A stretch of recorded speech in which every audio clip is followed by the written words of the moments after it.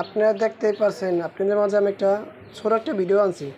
এই ভিডিওটার ভিতরে দেখতেছেন ফ্যাক্টরিতে সমস্যা না, মানে আমি ফ্যাক্টরিতে ঢুকছিলাম। এই যে উপরে র্যাক দেখতে পাচ্ছেন, ঠিক আছে। এই র্যাকটা অনেক মানুষে কী দিয়ে কী করবো, ঠিক আছে, যে বিশ্রায় পায় না। আমরা একটা পার্টস পরিবর্তন করব, সেই পার্টসেই আমার সমস্যার সমাধান হবে। আমি ফ্যাক্টরিতে ঢুকে দেখছিলাম যে ফ্যাক্টরিতে এই সুতাটি যায়নি, ফ্যাক্টরিতে যায় নাই, ঠিক আছে।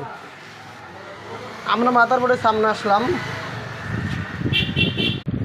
এই মাদার ভিতরে 100 ইএফ 1000 ভোল্টেজ, মানে 35 ভোল্ট 100 ইএফ। এই ক্যাপাসিটার যদি খারাপ থাকে এই সমস্যাটা করে, ঠিক আছে। এই মাদার বোর্ডের ভিতরে একটাই ক্যাপাসিটার থাকে। আমি এই ক্যাপাসিটারটা পরিবর্তন করব, তারপর আমাদের ছবি দেখাবো যে সুতাটা ঠিক হয়েছিল। এই যে আমরা লাগাইছি, এই পুনটা হইলো এইটা, আমি একটা লাগাইছি। লক্ষ্য করুন আমাদের র্যাক কলম নাই, ঠিক আছে।